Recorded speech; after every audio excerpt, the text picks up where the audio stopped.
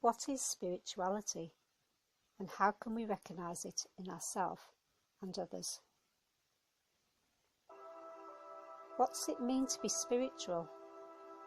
This is a far-reaching question which can have multiple answers depending entirely on your own individual perception of life, your values, thought patterns and past, plus present experience of the world around you.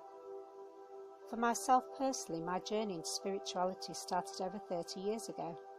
Like many others, I initially believed that spirituality was somehow linked to a certain set of religious beliefs, but they are actually two completely different concepts.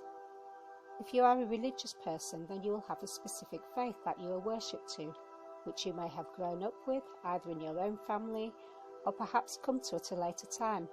But these same beliefs will often be shared by and worshipped collectively with many others in a community setting. However, if you are spiritual, what you believe is more of a personal choice, which is constantly evolving, expanding and ongoing through various holistic pursuits and self-development, as we never stop learning about ourselves or the world around us.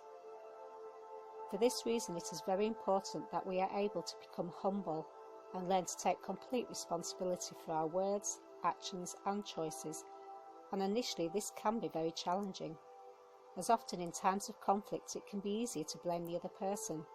But then how will we learn to grow and make better choices if we are not open and able to separate our own sense of self from our ego and fear, which can be very limiting for our growth process, as everything that has ever happened to us is the direct consequence of the choices we have made previously. Transformational change is only ever possible by having the courage and trust within ourselves to be completely honest about who we are, and by choosing to be completely authentic and behave with integrity both towards ourselves and others. We can then determine what it is that drives and motivates us and what our needs are. This can be difficult for some people to comprehend if they have always been controlled by others. They can easily lose their sense of self and free will.